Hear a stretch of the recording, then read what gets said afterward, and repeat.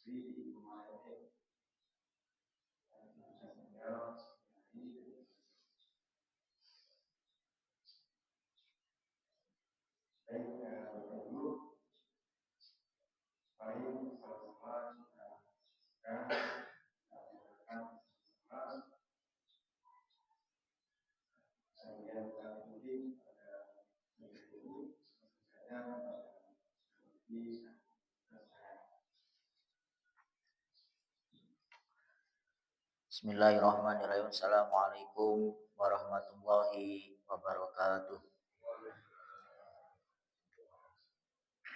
Alhamdulillah, alhamdulillahirabbil alamin.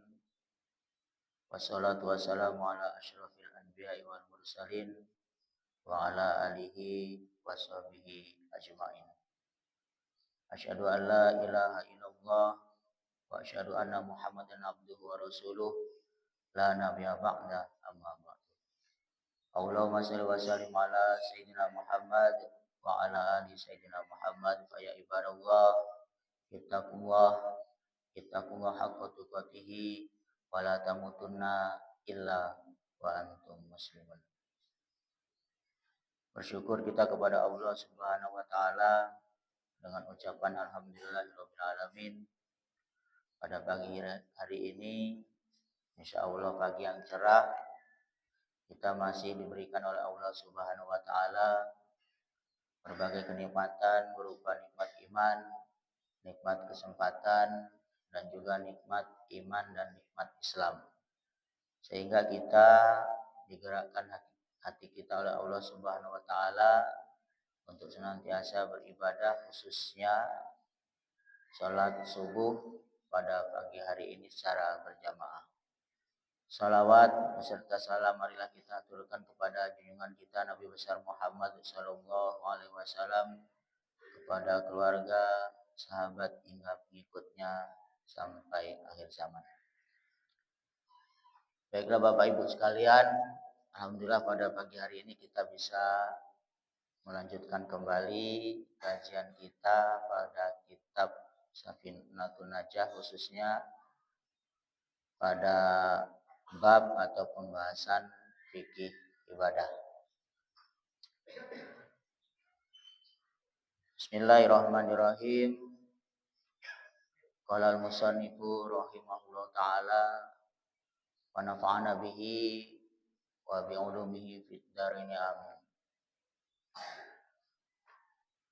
Faslun bisa diartikan sebagai bab atau fasal, juga bisa diartikan sebagai pemisah.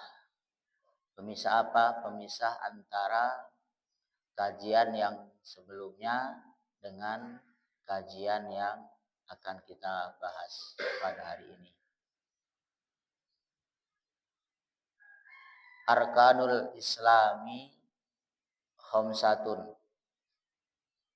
yaitu menerangkan tentang rukun-rukun Islam. Khamsatun itu ada 5. Jadi Bapak Ibu sekalian, cukup menarik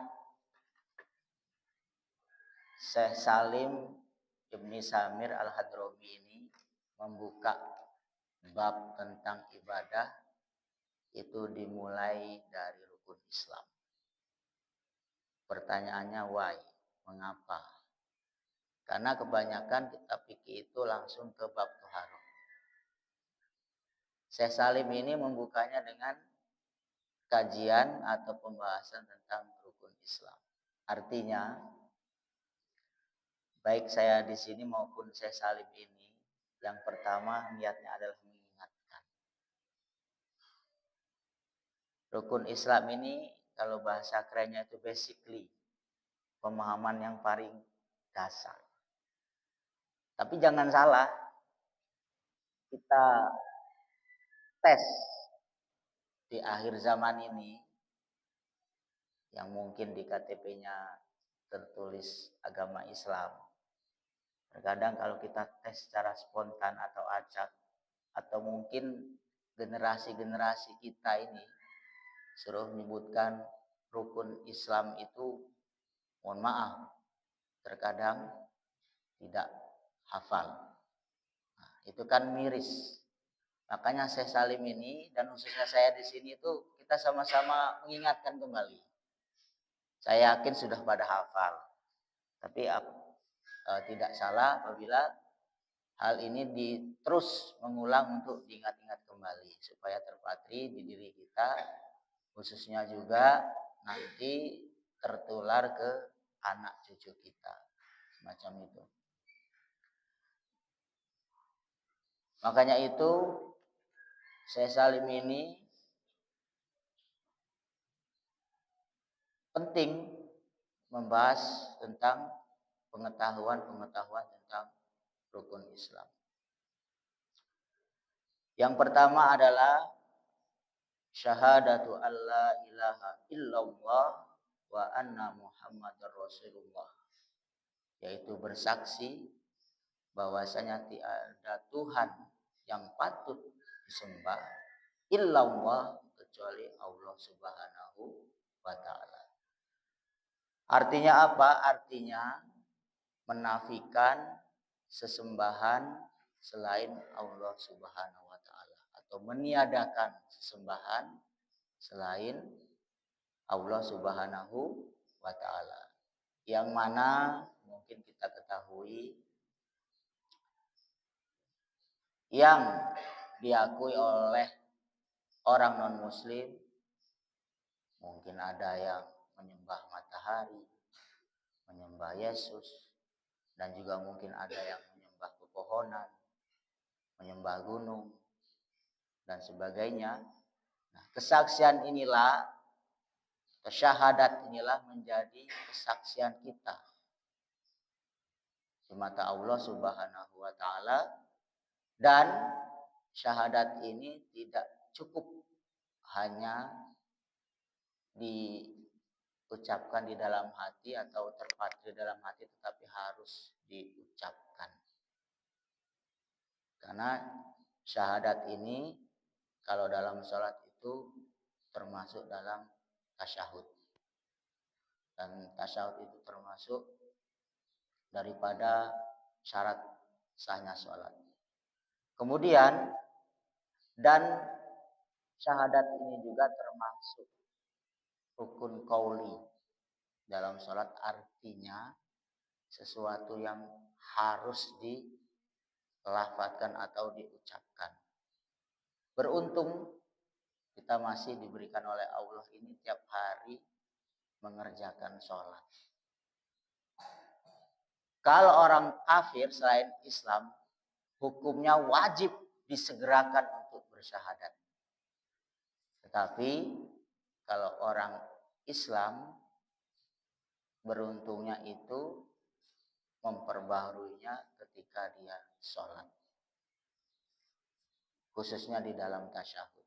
Makanya beruntung kita itu Pak Bu, kita sholat 5 waktu meskipun tidak 5 waktu di masjid, tapi kita 5 waktu kita kerjakan, berarti tiap sholat itulah kita memperbarui syahadat kita. Kita memperbarui syahadat kita di hadapan Allah Subhanahu wa taala. Kita mengakui bahwasanya kita semua adalah orang yang beragama Islam dan menuhankan Allah Subhanahu wa taala. Tiada sesembahan selain Allah Subhanahu wa taala. Wa anna Muhammadar Rasulullah, dan sesungguhnya Nabi Muhammad adalah utusan Allah. Dan ini juga penting. Ini bedanya kita. Kalau dalam kitab Tauhid yang pernah saya pelajari karangan Syekh di Mesir sana, bedanya kita dengan orang Yahudi itu intinya di sini. Pada hakikatnya orang Yahudi itu dia mengakui Allah. Mengakui Allah orang Yahudi. Tetapi sombongnya orang Yahudi itu sampai sekarang dia tidak mau mengakui Nabi Muhammad Shallallahu Alaihi Wasallam. Itu yang paling basic dari intisarinya itu. Maka kalau kita mengaku beragama Islam, kita harus bersaksi dalam hati kita dan ucapan kita bahwasanya tiada Tuhan yang patut disembah kecuali Allah Subhanahu wa taala, dan Nabi Muhammad adalah utusan Allah. Kemudian wa iqamus shalah, bahasanya pembaharuan syahadat itu terletak, kalau kita umat Islam, terletak pada sholat kita. Makanya disejajarkan. Dan juga yang perlu kita perhatikan bahwasanya kita ini sekarang sedang berada di fase atau masa orang yang dengan mudahnya meninggalkan sholat. Makanya pada pagi hari ini kita sama-sama bermuhasabah, mengingatkan kembali bahwasanya bahaya. Kita ini sudah dalam fase bagaimana banyaknya orang itu dengan gampangnya meninggalkan sholat. Mohon maaf Pak Yuhan, ini realita terjadi setiap saya di kereta api. Saya hitung itu, seat kereta itu 120 orang. Saya hitung terus itu, setiap gerbong. Ya bukan kita untuk sombongkan diri, tidak. Setidaknya kita tuh dalam benak kita ada pengalaman kok terus berulang. Oh mungkin kalau hari Senin ini mungkin banyak yang uzur mungkin kan. Yo, tak jingok juga ya banyak yang muda, tidak tua-tua galau di situ. Sehat galau.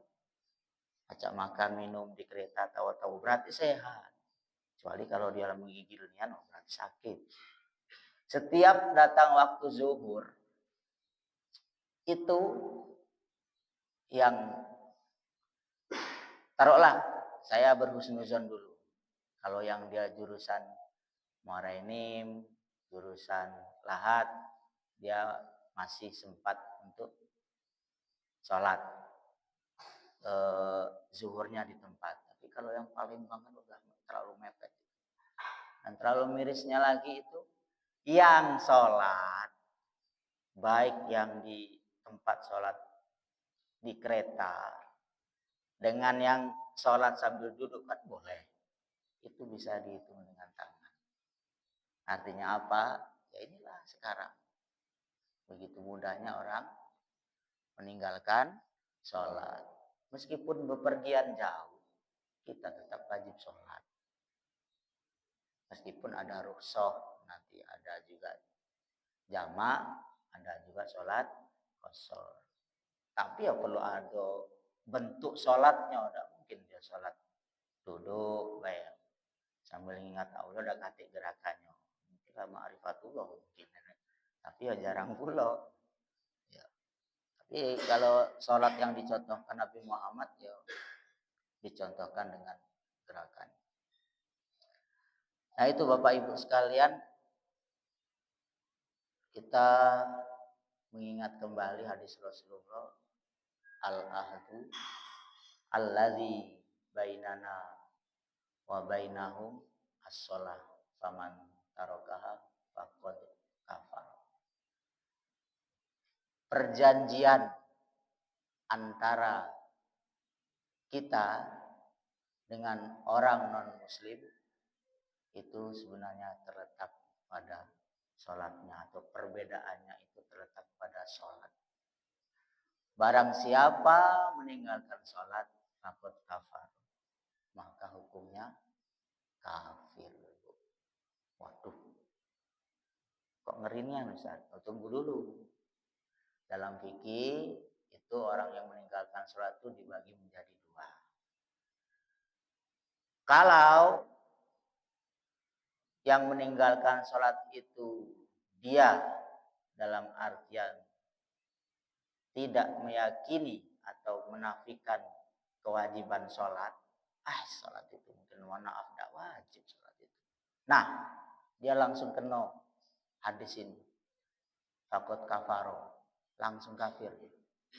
Tetapi kalau yang takasulan itu malas-malasan. Subuh sholat, zuhur sibuk tidak, asar sempat-sempat sholat, maghrib sholat, isya ngantuk 14. Yang takasulan ini dia tidak sampai derajat kufur, akan tetapi kalau dia meninggal dia menanggung dosa yang sangat besar. Itu yang takasulan, dalam artinya dia tetap meyakini bahwasanya sholat itu wajib, tetapi dia takasulan, malas-malesan, sak senenge dewi, sak karepe, pengen sholat, nggak deh. Lagi hobi sholat, lagi dah hobi bulu tangkis, pari ya. Ya, lagi habis sholat, habis sholat sepak bola, sampai lupa sholat dan semacam itu. Itu orang yang meninggalkan sholat. Jadi ada dua. Kalau dia tidak meyakini sholat itu wajib, dalam artian menganggap sholat itu tidak wajib, langsung kafir. Tapi kalau dia masih menganggap sholat itu wajib, dalam dirinya meyakini sholat itu wajib, tetapi dia takasulan, tadi dia mendapatkan dosa yang sangat besar. Ya, tetap baik dapat dosa besar. Iya. Semoga kita yang di sini Bapak Ibu, kita itu kalau yang ada rasa di hati kita, semoga kita semua merasakan seperti itu. Kalau kita telat dikit saja sholat itu, di hati itu rasanya gelisah, tidak enak. Bangun subuh kesiangan, meskipun tidak diniati siang, tapi kesiangan. Ada dalam hati kita, ini terlewat Imam Fikri tadi, apalagi hari Jumat ya. Sujud tilawah terlewat, rasa hati itu tidak enak. Nah berarti beruntung, berarti masih diberikan hidayah dan inayah oleh Allah Subhanahu Wa Taala. Nah tapi kalau tidak kati rasa apa-apa, biasa. Besok masih ada subuh lagi, besok nyampe subuh lagi. Kalau siangnya lah diambil oleh Allah, tidak tahu cerita ya, mendapatkan dosa besar tadi. Waliyazubillah. Kemudian wa ita'uz zakah, dan menunaikan zakat. Mungkin saya highlight aja. Nanti ketika bab zakat baru saya terangkan. Apa pentingnya zakat? Zakat itu intinya adalah untuk mensucikan diri kita dan harta kita. Kemudian wasaumu Ramadan, dan puasa Ramadan intinya adalah melatih untuk kita menahan hawa nafsu. Nafsu itu tidak bisa dibunuh. Yang bisa itu cuma dikekang atau ditahan. Tapi kalau dibunuhnya tidak bisa nafsu. Kemudian wahijul baiti man istata'a ilaihi sabila. Dan berhaji man istata'a bagi yang mampu ilaihi sabila, yaitu mengerjakan haji bagi yang mampu. Bapak Ibu sekalian, rukun Islam ini kalau dalam hadis Arba'in Nawawi itu dalam bab ketiga, bunyal Islamu ala khamsin. Dalam artian Islam ini dibangun atas 5 hal. Artinya apa? Rukun Islam ini adalah sebagai fondasi kita atau tiang-tiang agama kita. Kalau satu saja tiang itu tidak tegak, maka lama-kelamaan bangunan itu akan roboh. Ada statement seperti ini. Biarkanlah, aku tidak usah sholat, aku tidak usah zakat, aku tidak usah puasa. Yang penting aku tuh baik denganmu, berakhlakul karimah denganmu. Kalau ada apa-apa aku datang, ada takziah aku datang. Aku tidak pernah nyakiti wong. Ada undangan kebersihan aku datang. Pertanyaannya apakah cukup? Tidak. Hak kita tuh ada 2. Ada hakumullah, hak kepada Allah, dan juga hak kepada manusia. Hablum minanas. Ada hablum minallah, ada hablum minanas. Mana yang didahulukan antara kedua ini? Dua-duanya memang harus. Tapi mana yang didahulukan? Yang didahulukan adalah hak kita kepada Allah Subhanahu wa ta'ala. Karena itulah fondasinya, dan fondasi itu ada di rukun Islam. Sedangkan kalau kita ibaratkan bangunan, berbuat baik itu bukan fondasinya, tetapi hanya dinding-dinding bangunannya, ornamen-ornamen bangunannya. Tetapi fondasinya tetap pada rukun Islam yang 5.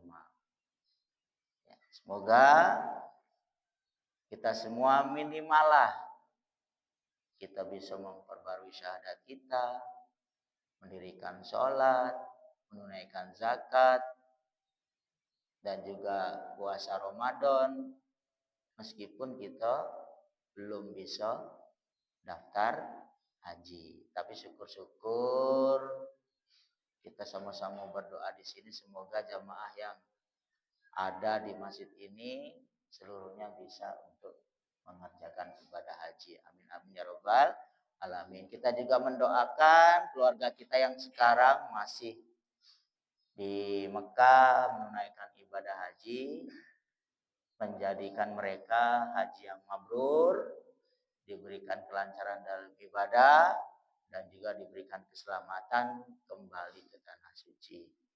Amin amin ya robbal alamin. Selanjutnya faslun bab arkanul imani, menerangkan tentang rukun-rukun iman. Sittatun, itu ada 6. Apa itu iman? Iman itu lughatan at-tasdik atau membenarkan. Wa syar'an, secara syara ma jaa bi jami'i anin nabi sallallahu alaihi wasallam mimma ulima minadini bid-darurah. Jadi at-tasdiqu bi jami'i ma jaa bi minan nabi, membenarkan segala sesuatu yang datangnya itu dari Nabi Muhammad sallallahu alaihi wasallam, mimma ulima, dari sesuatu yang diketahui, minadini, dari agama, bid-darurah, dengan pasti. Jadi artinya semacam ini.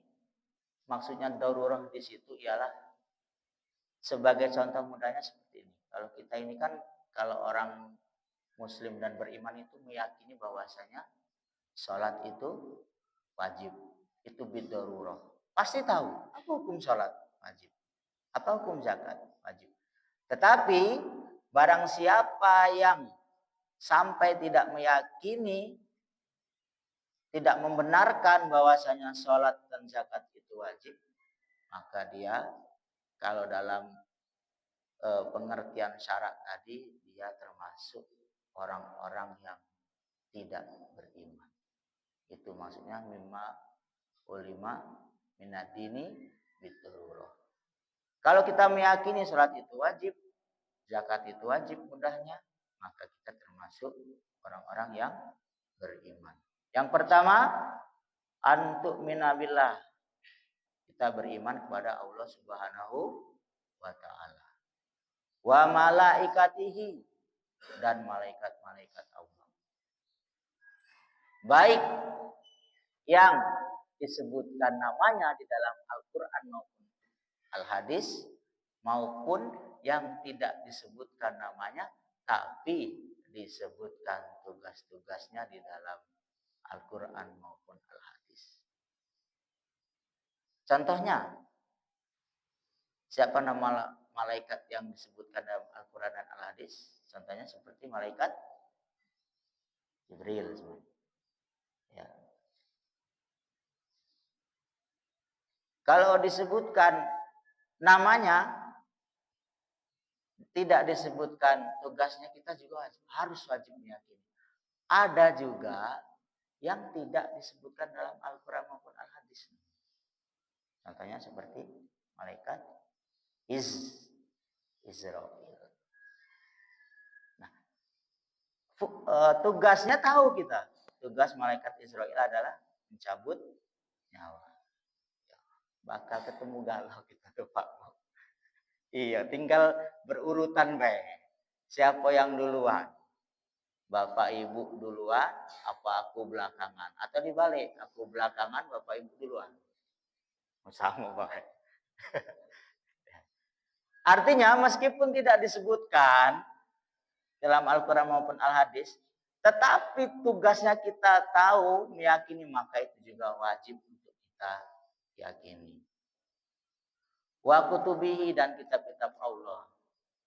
Baik Al-Quran, Taurat, Zabur, dan Injil. Wa rusulihi, dan utusan-utusan Allah. Wabil yaumil akhiri, dan hari kiamat. Wabil qadri, dan takdir. Khairihi, baik dalam takdir yang baik. Wasyarihi, dan takdir yang buruk. Minallahi ta'ala, dari Allah Subhanahu wa ta'ala. Yang ingin saya sorot ini yang terakhir. Kadang ada ucapan qada dan qadar. Tapi di sini hanya disebutkan qadarnya saja. Makanya saya terangkan dikit. Apa perbedaan qada dan qadar? Kalau qada itu masih iradatullah. Masih pengetahuannya Allah, ilmunya Allah. Artinya apa? Allah lah yang mengetahui hari esok kita, keadaan kita sekarang, dan hari yang telah kita lalui. Kalau manusia tidak bisa. Hari ini baik, itu tidak tahu. Niatnya ada. Aku hari ini nak jamaah ke masjid subuh. Habis itu nak bulu tangkis. Siang dikit nak makan-makan sama keluarga. Tapi tidak tahu kita di tengah jalan itu mungkin baik ada halangannya. Kita hanya bisa merencanakan, tapi tetap Allah yang menentukannya, kan seperti itu. Ya. Tahu-tahu tidak jadi ban kempet kan? Ya. Atau bini ngajak belanja, lain cerita lagi. Tidak tahu. Yang hari ini tidak tahu. Ya. Bahkan yang kemarin baik, setelah kita lewati, kadang lupa pulau. Aku gawe kemarin. Apalagi yang akan datang. Macam itu. Ya. Kalau takdir itu ijadullah, ketetapannya. Ketetapan Allah Subhanahu wa ta'ala. Nah, barang siapa yang tidak meyakini bahwasanya apa yang diberikan Allah itu baik untuk kita, maksudnya kita meyakininya yang baik-baik. Alhamdulillah, pedinjau bini cantik, dompet tidak pernah kosong. Ya, ya. Makan masih enak. Woi, percaya nian kok. Woi, Allah tuh sayang nian. Sayang nian kau. Allah itu ada untuk aku. Nah, kebalikannya mohon maaf, ketika diinjuk ujian oleh Allah lupa. Tidak diakuinya. Susah, ini bukan pemberian Allah. Musibah ini bukan pemberian Allah. Yang pemberian Allah itu cuma yang senang-senang baik. Itu sama baik. Berarti dia termasuk orang-orang yang tidak beriman. Kalau orang beriman itu nerima kan. Kalau diinjuk Allah ke lapangan, alhamdulillah. Kalau diinjuk musibah, innalillah. Itu maksudnya wabil qadri khairihi wa syarihi minallahi ta'ala. Selanjutnya faslun fasal wa makna la ilaha illallah. Jadi fasal menerangkan tentang makna la ilaha illallah atau sederhananya kita pahami tentang tauhid. Apa isi tauhid? Isi tauhid adalah la ilaha illallah, tiada Tuhan selain Allah, atau tiada Tuhan yang wajib kita sembah kecuali Allah Subhanahu wa taala. Tauhid ini itu sangat penting. Tidak cukup kita hanya ibadah. Tidak cukup. Kita hanya ibadah kepada Allah Subhanahu wa taala itu tidak cukup. Tetapi yang lebih penting lagi kita mengesahkan atau kita bertauhid kepada Allah Subhanahu wa taala. Bahwasanya Allah Subhanahu wa taala itu satu dan tiada Tuhan selain Allah. Itulah pentingnya daripada makna tauhid itu sendiri. Apa makna tauhid kalau Syekh Salim ini mengartikannya? La ma'buda bihaqqin, tidak ada yang berhak disembah fil wujudi, di dalam wujudnya atau realitanya, illallahu, selain Allah Subhanahu wa taala.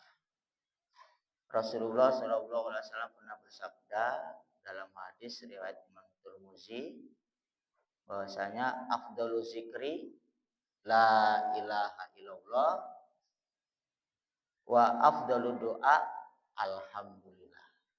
Afdalu zikri la ilaha illallah wa afdalu doa alhamdulillah.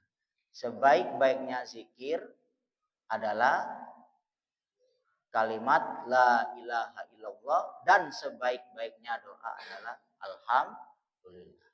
Minimallah kita doa itu alhamdulillah. Alhamdulillah itu sebagian doa. Nah, zikir apapun itu secara urutan-urutannya yang paling atas adalah kalimat la ilaha illallah. Di sini sekaligus Syekh Salim ini secara tersirat itu menggambarkan bahwasanya dakwah tauhid itu lebih utama daripada dakwah lain. Mengapa? Setelah bab ini kita sudah masuk bab tentang alamatul bulugh atau alamat tanda-tanda orang-orang yang balik.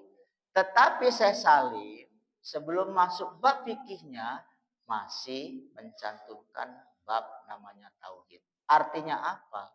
Artinya mohon maaf, mungkin sebagian kita yang ada, ya seluruh kita mungkin pendakwah, minimal dakwahi anaknya, dakwahi anak istrinya.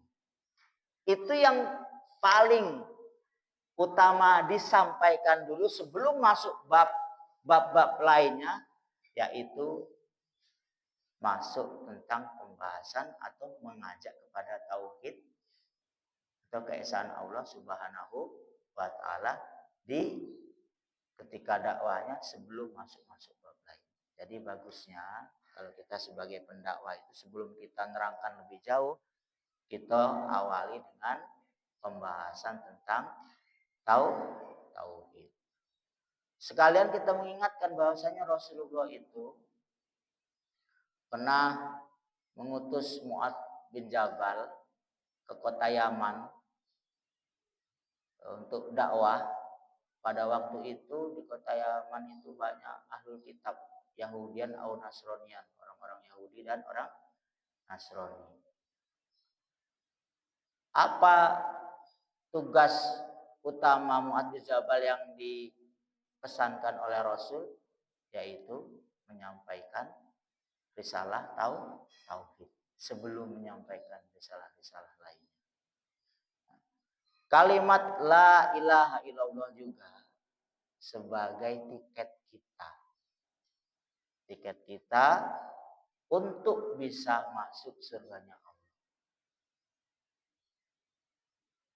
Man akhiri kalamihi la ilaha illallah dakhalal jannah. Barang siapa pada akhir hayatnya bisa melafazkan la ilaha illallah, maka dia mendapatkan jaminan surga. Pertanyaannya, gimana Ustaz kalau kita tuh pengen akhir hayat kita itu bisa mengucapkan la ilaha illallah? Kita latih tiap hari. Kata Rasul, man asya ala syai' wa mata ala syai'. Apapun kebiasaan sesuatu itu, itulah yang akan dibawa mati. Itu enaknya. Kita biasa mengucapkan la ilaha illallah, la ilaha illallah. Pagi mengucapkan, siang mengucapkan, sore mengucapkan, malam mengucapkan, nak tidur mengucapkan. Kebiasaan itulah nanti yang akan dibawa mati. Sebaliknya, kebiasaan negatif yang nauzubillah kita lakukan, ya itu tadi yang akan dibawa mati. Biasaannya kita maaf suka ngumpat wong, ya ngomong carut, seluruh isi kebun binatang diucapkan galau. Ya kaget pada akhirnya itulah yang keluar ketika akan meninggal dunia. Maka dilatih. Kalau kita pengen dakhalal jannah, maka kita harus latih tiap hari mengucapkan afdhalul dzikri fa'lam annahu la ilaha illallah. Sekaligus mempertegas bahwasanya tidak ada yang patut disembah selain Allah, tidak ada yang patut disandarkan atau menyadarkan diri kita, ya, itu kecuali Allah Subhanahu wa taala. Kita tidak bisa, kita cukup aku ini berhasil ini karena aku dewe. Aku bekerja siang malam. Akhirnya itulah hasil dari aku. Bukan. Seluruh itu dari Allah Subhanahu wa taala. Atau yang paling keren zaman sekarang tuh menyandarkan sesuatu pada pemimpin kita. Pokoknya aku tuh tim sesnya ini. Aku tuh hebat berarti. Aku tuh menyandarkannya pada pimpinan. Padahal di atas pimpinan itu masih ada Allah Subhanahu wa taala. Semoga kita semua bisa menjadi umat Islam dan orang-orang yang beriman di akhir hayat kita bisa mengucapkan kalimat la ilaha illallah. Amin amin ya rabbal alamin. Cukup sekian yang bisa saya sampaikan sebelum saya tutup. Mungkin kalau ada dua pertanyaan, ya kami persilahkan. Kalau tidak mungkin ya logistik sudah siap. Ya silakan. Waalaikumsalam warahmatullahi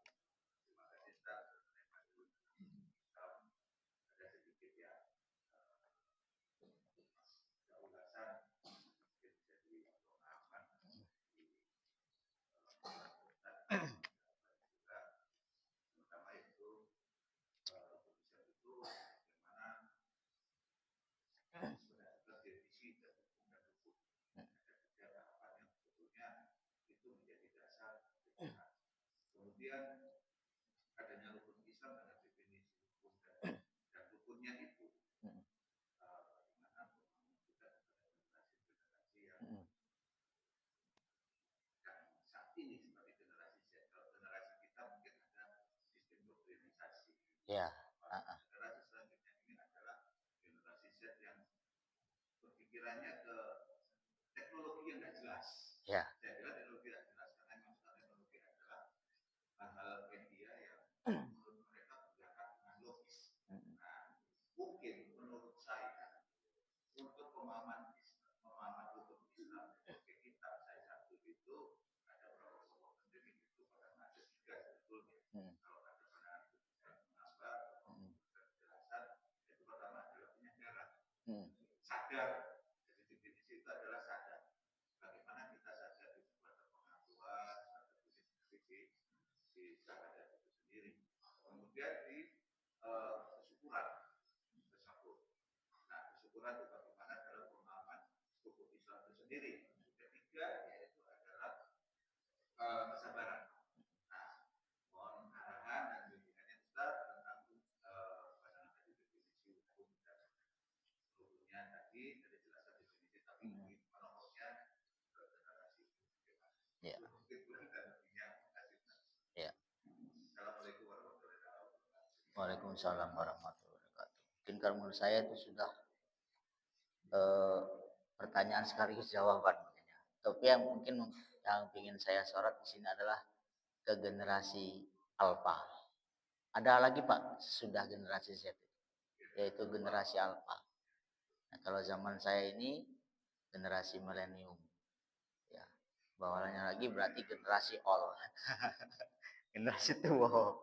Nah, bagus itu Pak. Jadi anak sekarang itu memang kritis, tapi itulah fungsi kita orang tua. Jadi kalau dulu kita didoktrin, hanya orang tua yang mendoktrin, kalau sekarang ini anak itu bisa belajar dengan bebas. Dia di HP ini bisa belajarnya di mana-mana. Termasuk mungkin salah satu anak saya itu dia belajar tentang tidak boleh melihat lawan jenis. Tetapi karena mungkin belajarnya lewat HP, jadi setiap lihat orang lawan jenis itu nutup mata. Baca mana nak kalau nutup mata nyampak kamu kali di jalan sampai nutup mata. Ya, kagak kalau itu kan artinya perlu kita saring lagi. Dalam artian kalau kita memang lihat jenis ya sesuai kata Rasul lah. Kalau pertama itu ya rezeki. Pertama, alhamdulillah. Tapi ya sudahnya belok, tidak sampai kita nutup terus akhirnya ketabrak mobil kan semacam itu. Artinya apa kita perlu luruskan. Dan penerapannya benar kata Pak tadi mungkin dengan sabar juga dengan syukur Pak ya, dan suatu kejadian. Jadi anak-anak sekarang itu kalau dikatakan Allah itu ada itu dia protes. Apa? Mano ya katanya. Mano ya. Tetapi harus dengan kita jelaskan lagi bahasanya Allah itu memang ada, bukti adanya Allah itu adalah adanya makhluk ciptaan Allah. Itu buktinya adanya Allah.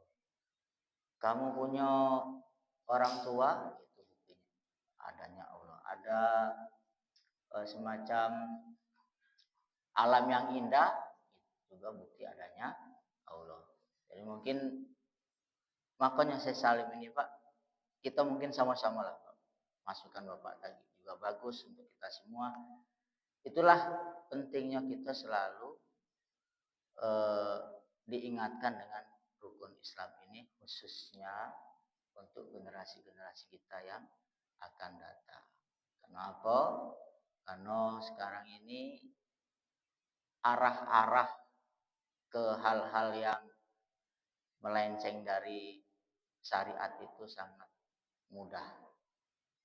Apalagi mungkin timbul lagi aliran-aliran yang mungkin mengatakan bahwasanya cukup kita berbuat baik-baik tapi kita tidak usah masuknya dalam ajaran agama Islam itu sudah cukup. Makanya kita cover lah dengan pengetahuan tentang rukun Islam dan rukun iman ini. Mungkin itu saja Pak, kurang lebihnya mohon maaf. Ya.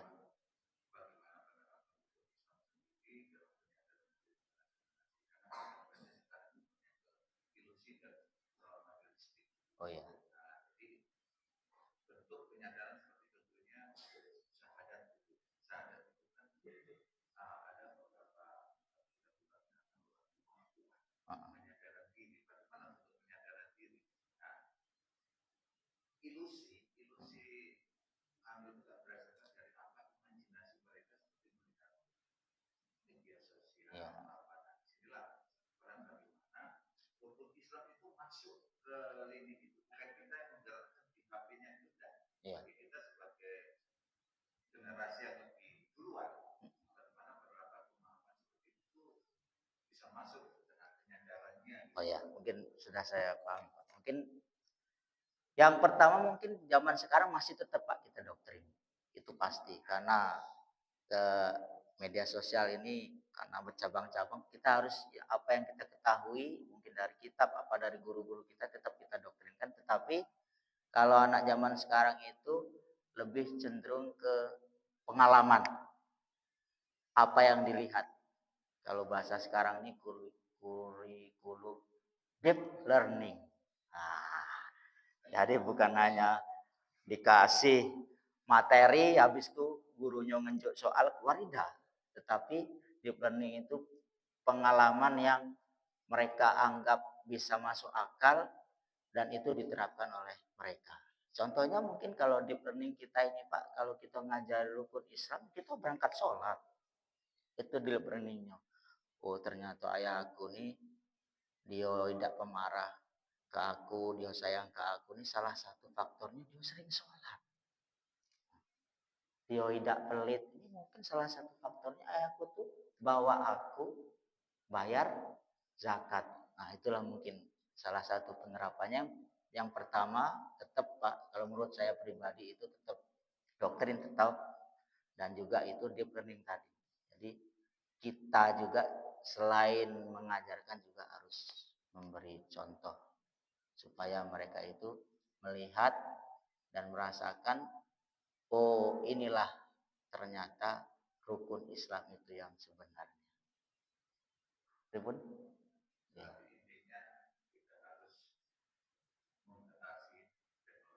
Oh enggak Pak, enggak.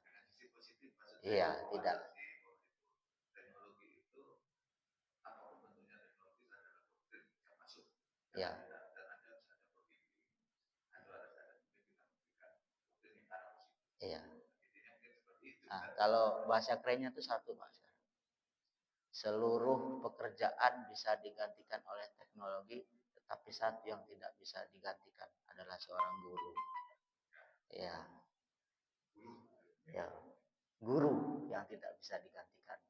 Baik guru di sekolah, guru di keluarga, dan guru di pondok pesantren maupun di guru di manapun tempat. Ya. Iya, iya. Kalau pegawai bank kayak lama-lama, ya, mohon maaf, seluruh transaksi itu bisa lewat HP. Tetapi kalau guru tidak cukup hanya di HP. Harus ada yang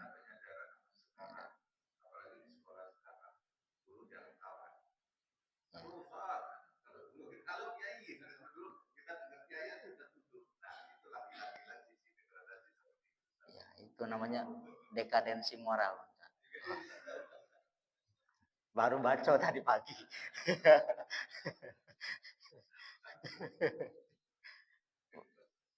Ribun. Ya, kalau sebenarnya kalau bahas pendidikan beliau ya sudah dokter dan MPD. Ya. Mungkin saja marilah kita tutup pengajian pada hari ini dengan ucapan alhamdulillahirabbil alamin. Semoga kita dipertemukan oleh Allah pada bab-bab dan kajian selanjutnya. Saya akhiri wabillahi taufiq wal hidayah. Wassalamualaikum warahmatullahi wabarakatuh.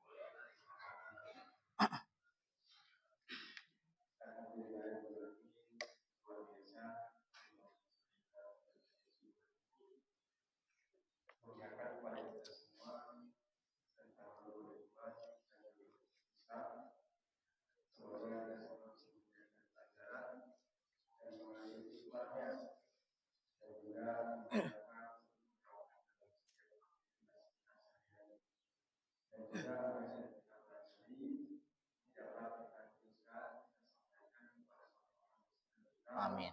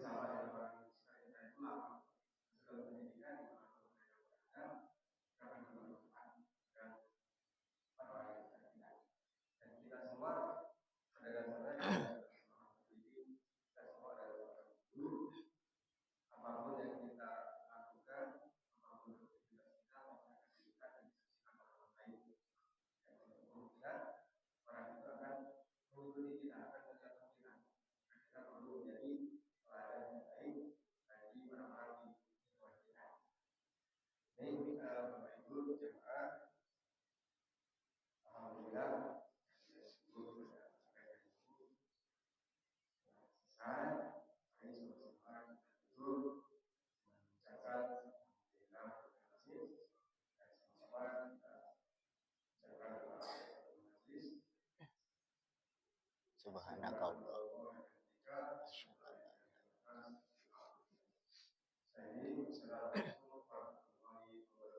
Waalaikumsalam.